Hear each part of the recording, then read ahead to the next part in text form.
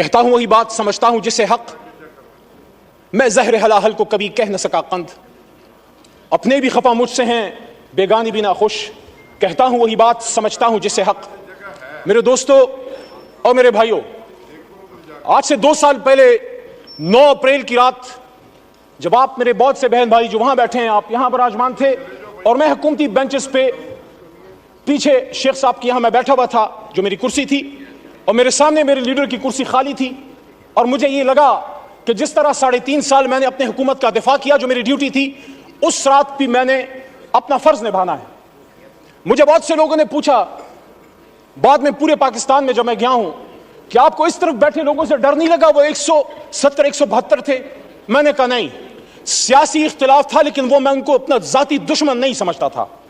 तो आज जो मैं ये बात करना चाह रहा हूं वो ये है कि जब पिछले 2 साल की तरफ मैं मुड़ के देखता हूं तो मुझे वही कहानी, खुर्शीद शाह साहब आपकी भी तवज्जो चाहिए, आप मेरे कायदे हिज़्ब इख्तिलाफ रहे हैं, तो मुझे वही कहानी रेप्लिकेट होती नजर आती है जो आज से 50 साल पहले इस ऐवान के एक मुंतखब कायदे ऐवान को जब फांसी के तख्तेदार पर लटकाया गया। पाकिस्तान तो नहीं बदला, फर्क सिर्फ यह है कि कभी हथकड़ी डाल के नवाज शरीफ की तरह जहाज में बैठा के मुल्क से दरबदर कर दो, कभी बेनजीर भुट्टो की तरह, शहीद की तरह। बाप फांसी पे चढ़ चुका है, बेटी को पाकिस्तान में रहने की इजाजत नहीं, मां समेत उसको मुल्क से दरबदर कर दिया गया, जो वो पता नहीं 17, 18 या 20 साल की होगी, मुझे नहीं पता, but she was young and unmarried at that time.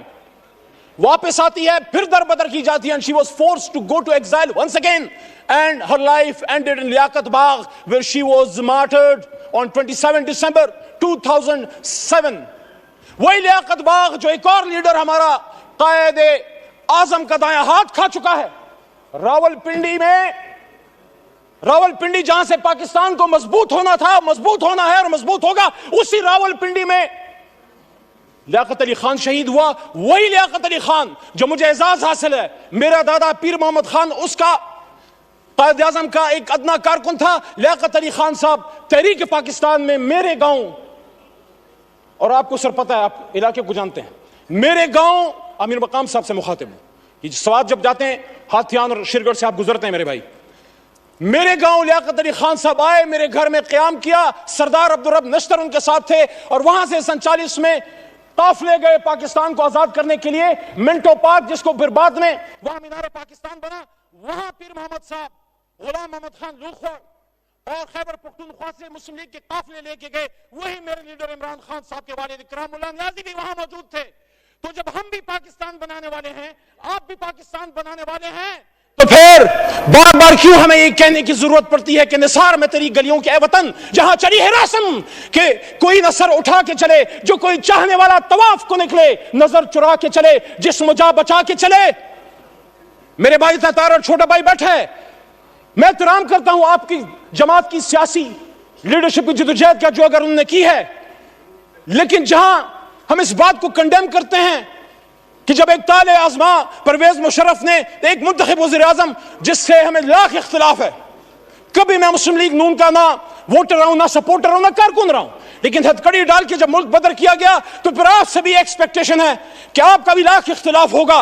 लेकिन जब आप यहां तशरीफ फरमा थे, यही शहबाज शरीफ साहब का कायदे हिज़्ब इख्तिलाफ की कुर्सी पे होते थे, सामने असद भाई जो मेरी शमूलियत मेरे इनके हाथ में हुई, हमने तहरीक इंसाफ में जब शमूलियत की, मैं जब बाकायदा शामिल हुआ, असद कैसर साहब 2011 में आए, हमें शामिल किया, उसी कुर्सी पर बैठे होते थे।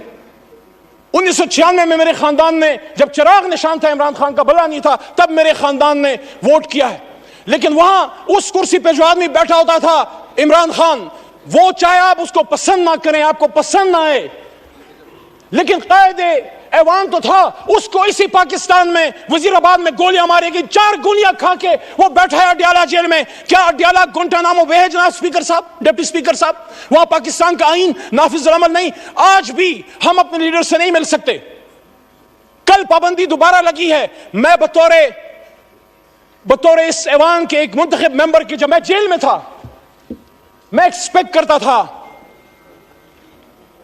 कि यह ऐवान इमरान खान के लिए नहीं, अपने एक साबिक कायदे ऐवान के लिए खड़ा होगा, यहां से मुजम्मती करारदादें पास होंगी और यहां वोट को इज्जत दो कि हमारे साथी या बेनजीर भुट्टो और भुट्टो साहब की उनकी अलमनाक जो हादसात हुए हैं, उनके दाई, उनके अमीन खड़े होंगे और वो कंडेम करेंगे और वो डिमांड करेंगे कि पाकिस्तान के एक साबिक वजीर आजम पे जानी हमला किसने किया, ये किसका सिक्योरिटी फेलियर है। वो कैमरे जो जज साहिबान के बेडरूम्स में लग सकते हैं, उन कैमरों से वो दहशतगर्द कैसे छूट गए जिन्होंने जाके कभी बेनजीर को शहीद किया।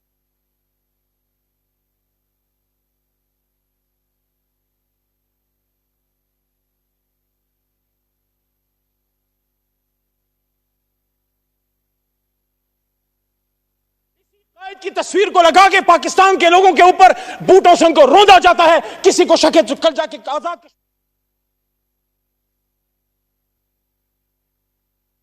16 फरवरी को एक लंबी जुदाई, लंबी कैद के बाद पहली बार अपने लीडर इमरान खान साहब से मिला। उनसे मैंने जब बात की, उन्होंने फतह मक्का मॉडल की बात की मेरे सामने जेल में गोलियां खा के। और ये आमिर डोगर साहब, चीफ विप साहब इस बात के गवाह हैं और हमारे साथ सरदार लतीफ खोसा साहब भी मौजूद थे, वो भी इस बात के गवाह हैं कि उन्होंने कहा कि जिस तरह हुजूर सल्लल्लाहु अलैहि वसल्लम की फरमूदात पे गैर मुस्लिमों ने अमल किया। फिर उन्होंने एग्जाम्पल दी नेल्सन मंडेला की ट्रुथ एंड रिकंसिलिएशन कमीशन की कि उन्होंने सच बोल के पाकिस्तान को ठीक कर, अपने मुल्क को ठीक कर दिया। उन्होंने कहा मैं जाती इंतकाम पे बिलीव नहीं करता, जाती इंतकाम नहीं लूंगा। हां, जिसने कोई जुल्म किया है अदालत जाने और कानून, लेकिन सियासी इंतकाम नहीं। लेकिन सच बोलेंगे तो ट्रुथ एंड रिकंसिलिएशन कमीशन बनेगा। ये जो इस तरफ से वज़ीर आज़म के मुशीर, हालांकि उनको हम वज़ीर आज़म हमारा उसूली मौक़िफ़ नहीं मानते, लेकिन एक उनकी तरफ से दावत आई है राना सनाउल्लाह साहब की तरफ से मुज़ाकरात की, आसिफ जरदारी साहब की तरफ से भी दावत आई मुज़ाकरात की। मैं आज तहरीक इंसाफ की तरफ से ये बात यहां रखना चाहता हूं कि कब इमरान खान साहब ने मुज़ाकरात से इनकार किया। 5 अगस्त को जब गिरफ्तार हो रहे थे, जब उनको उठाया जा रहा था, तो मेरे जनाब डिप्टी स्पीकर साहब, उन्होंने उस दिन भी कहा कि हम सबसे बात करने के लिए तैयार हैं, लेकिन बात की नुकात क्या होंगे, क्या हम सच पे आएंगे, क्या हम सच बोलेंगे, क्या हम सच बोलेंगे। ट्रुथ एंड रिकंसिलिएशन कमीशन के लिए सच्चाई जो है वो पहली शर्त है। आसफा बीवी को मैं वेलकम करता हूं, ऐवान में शहीद बेनजीर भुट्टो साहिबा की साहबजादी हैं। देखिए जनाब डिप्टी स्पीकर साहब, अगर हम समझते हैं कि पाकिस्तान को ठीक होना है तो फिर हम लोगों ने फैसले करने। हमें कोई ब्रोकर, कोई डीलर, कोई शख्स हमें नहीं चाहिए जो हम आपस में बैठाए। जब हम अपनी लड़ाई यहां से बाहर लेके जाएंगे, फिर सुप्रीम कोर्ट भी अमल में आएगी और फिर पिंडी और अपारा और बहुत सी जगह और अमल में आएंगी। मेरी आपसे दरखास्त है, स्पीकर की कुर्सी इनिशिएटिव ले। हमारा सबसे पहला नुक्ता जनाब इमरान खान साहब और 80 रन की रहाई है। पॉलिटिकल केसेस हैं, वो शख्स जो वजीर आजम था, अचानक उस पे कैसे 150-200 केसेस बन गए। he is a political prisoner, he is a prisoner of conscience, and I'm not defending whatever atrocities have been done to you in the past। अगर हम उस पे जाएंगे तो फिर बात हल नहीं होगी। यहां इजाजुल हक साहब भी मौजूद हैं, उनसे एहतराम का रिश्ता है, लेकिन जो हुआ माजी में वो ठीक तो नहीं था। अगर हम यहां अपने कर्बनाक और दर्दनाक माजी पे शर्मिंदा नहीं होंगे, सच नहीं बोलेंगे, मुल्क नहीं जाएगा आगे। जिसने माजी में गलत किया हम तो नहीं थे। हम अपने पुरखों की अच्छी बातों को याद करते हैं, गलत बातों को डिफेंड हम ना करें। मेरा दादा पीर मोहम्मद साहब 1927 का मुस्लिम लीगी था उस जमाने में, आज वाला नहीं। पाकिस्तान बनाने की तहरीक में था, उस तहरीक में जेल भी काटी। लेकिन आज मैं समझता हूं कि सच बोलने का वक्त है। जहां मुझे इस पे फख्र है कि तहरीक पाकिस्तान का कारकुन था, जना का साथी था, जेल काटी, पाकिस्तान के लिए तकलीफ उठाई, वहां जब वो फेडरल मिनिस्टर फॉर रेवेन्यू बने, मेरे ख्याल में उनको अयूब खान साहब की कैबिनेट में वजीर नहीं बनना चाहिए था। मोहम्मद अली साहब, 10 मिनट का फैसला हुआ था, 13 मिनट हो गए। ज़ियाउल हक साहब शुरू में भी वो थे। आज वक्त है कि सब सच बोले। मैं समझता हूं कि मेरे दादा पीर मोहम्मद खान साहब को मरहूम ज़ियाउल हक साहब की शुरू में नहीं होना चाहिए था। एज ए डेमोक्रेट एहतराम का रिश्ता आज भी जाज साहब से है और कल भी रहेगा और इंशाल्लाह मरते दम तक रहेगा। लेकिन सच तो कोई यहां बोले। मैं जिस तरह पशेमानी का इजहार कर रहा हूं कि मेरा दादा ही वो पाकिस्तान बनाने की तरीक का सिपाही था, रेवोल्यूशनरी था, लेकिन एक गलती उनसे हुई। मैं एक्सपेक्ट करता हूं कि मेरा छोटा भाई है बिलावल साहब, चेयरमैन है पीपल्स पार्टी का, उनके खानदान ने कीमत चुकाई है, लेकिन उनके दादा भी फॉरेन मिनिस्टर थे, जुल्फिकार अली भुट्टो साहब, अयूब खान साहब के साथ।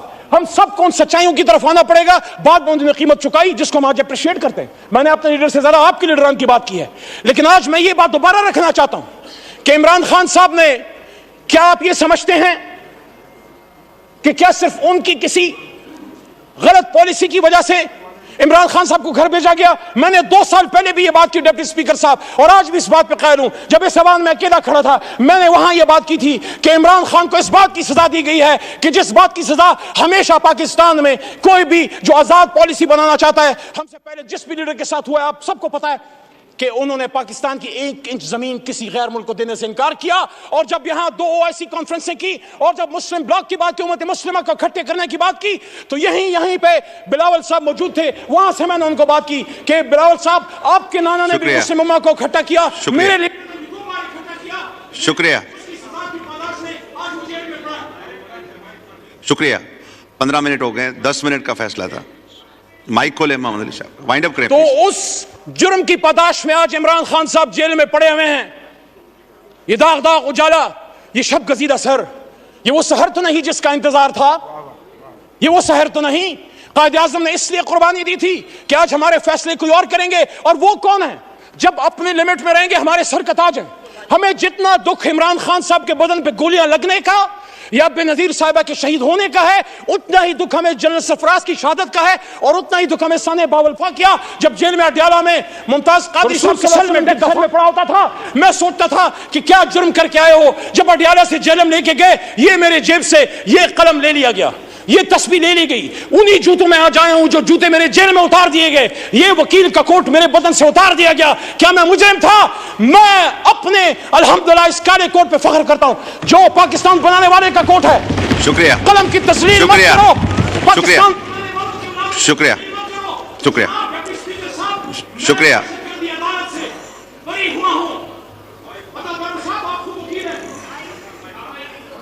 वाइंड अप करें, वाइंड अप करें मोहम्मद अली साहब जी, वाइंड अप करें प्लीज। मैं दहशतगर्दी अदालत मर्दान से बरी हुआ। जब मैं अदालत में पेश हुआ, पहले तो 3 MPO था, लेकिन मेरे पे दहशतगर्दी का दफा, आर्मी एक्ट जिसकी सजा मौत है। क्या मैं दहशतगर्द हूं? क्या अली मोहम्मद दहशतगर्द है? मर्दान ने तो पाकिस्तान बनाया है, मर्दान के बेटे को दहशतगर्द बना के पेश किया। मैं उन जज साहबान अदालत को सलाम पेश करता हूं जो किसी प्रेशर में नहीं आए, और हाई कोर्ट पेशावर के हुक्म पे मैं फिर रिलीज हुआ। तो मैं DGI SPR साहब से पूछना चाहता हूं, वरना यही होता रहेगा। किसी चोर दरवाजे से आने की जरूरत नहीं है, पिंडी जरूर जाएं, सिरी पाए खाने जाएं,